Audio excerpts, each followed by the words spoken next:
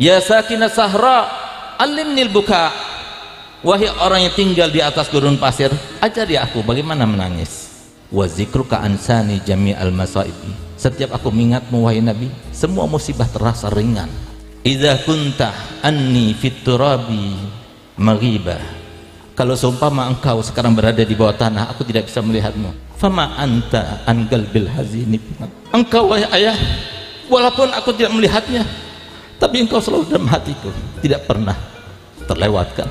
Di saat itulah beliau berkata kepada Imam Ali, wahai Ali, semalam ayahku telah datang kepadaku dan dia berkata padaku, wahai Fatimah, sudah lama aku tidak berjumpa denganmu, sudah lama aku tidak memelukmu. Hari ini adalah waktunya engkau kembali kepadaku dan aku memelukmu.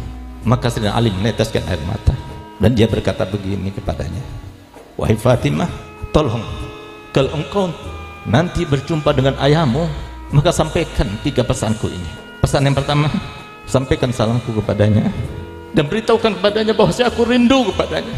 Pesan kedua, kalau engkau tidak rindu kepadaku, kalau engkau tidak puas kepadaku, karena aku adalah seorang yang miskin tidak punya, jangan kau adukan kepada ayahmu. Yang ketiga, kalau nanti di padang mahsyar engkau melihat aku sedang ditarik oleh malaikat Zabaniyah, tolong selamatkan aku. Maka kemudian oleh Sayyidatina Fatimah dipeluknya Imam Ali.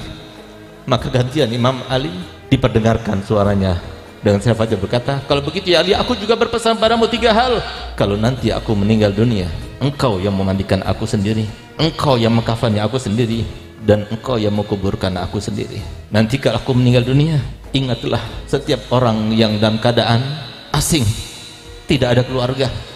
Ingatlah para yatim piatu, ingatlah mereka yang masih muda-muda itu yang perlu kasih sayang, ingatlah mereka sebagaimana engkau akan mengingatku nanti setelah aku meninggal. Yang ketiga, ketika engkau menguburkan aku, ambillah tasku itu. Di dalam tas itu ada sebuah secari kertas, letakkan dalam kafanku, makamkan aku bersamanya. Sehingga Imam Ali berkata, apa yang tertulis dalam kertas itu wahai Fatimah? Rahasia, demi Allah aku mohon kepadamu, beritahukan kepadaku apa yang tertulis dalam kertas itu wahai Fatimah. Di saat itulah Sayyidah Fatimah bercerita, dulu waktu ayahku datang kepadaku dan memberitahukan bahwasanya engkau meminangku, dia berkata kepadaku begini, wahai Fatimah, apakah engkau ridha kalau seumpama Ali bin Abi Thalib dia datang meminangmu dengan 400 dirham? Aku katakan kepada ayahku, raditu aliyan walam ardo bil mahr. Aku ridho dengan Ali, tak bekerja ridho dengan mahr. Sekelas aku cuma maharnya 400 dirham, aku tidak ridho ya Rasulullah. Saat itulah kemudian Jibril datang kepada Nabi Muhammad, katakan wahai Muhammad kepada Fatimah bahwasanya Allah telah berkata, surga terbaik dan semua isinya untuk Fatimah Zahra sebagai mahar Ali bin Abi Thalib untuk Sayyidah Fatimah. Apa kata Sayyidah Fatimah? Saya sampaikan Nabi Muhammad, la arda, aku tidak ridho. Lalu kemudian Sayyidina Jibril berkata kepada Nabi Muhammad, tanyakan kepadanya apa yang dia minta. Maka kemudian Sayyidah Fatimah mengatakan, aku meminta maharku adalah syafaat untuk umatnya Nabi Muhammad sallallahu alaihi wasallam. Sayyidina Nabi SAW berkata, kenapa kau minta itu wahai Fatimah? Ya Rasulullah, aku minta syafaat daripada umatmu karena itulah yang kau pikirkan setiap hari, setiap saat, setiap waktu.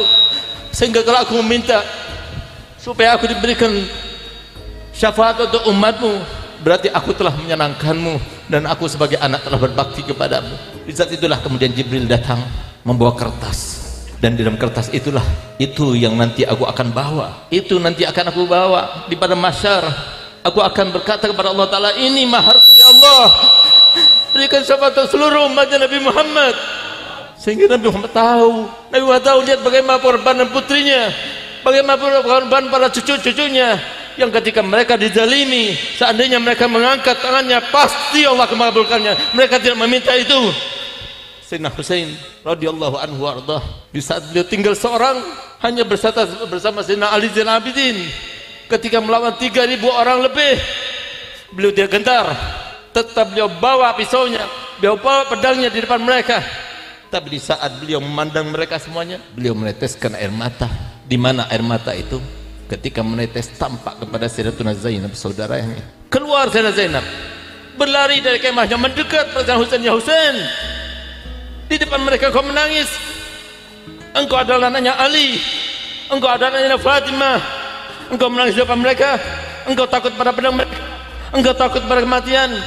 Maka saya berkata, wahai adikku, demi Allah, aku tidak pernah takut pada kematian, aku tidak pernah takut pada pedang-pedang mereka, tapi aku menangis karena aku melihat di wajah-wajah mereka, aku menampak kepadaku ya Allah dari wajah-wajah mereka api neraka yang siap melahap mereka karena mereka telah memerangi salah satu cucu daripada Nabi Muhammad SAW.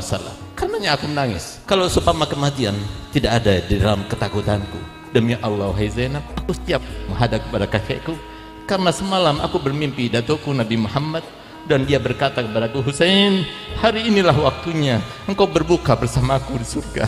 Nabi Muhammad tahu kenapa cucunya itu begitu diingat-ingat, uzakirukumullah fi ahli baiti, aku ingatkan kalian semua termasuk terkait dengan anak cucuku. Kenapa? Karena Nabi Muhammad tahu ketika datang iblis kepada Nabi Muhammad, lalu iblis itu berkata, aku datang kepadamu wahai Muhammad dan dalam keadaan terpaksa.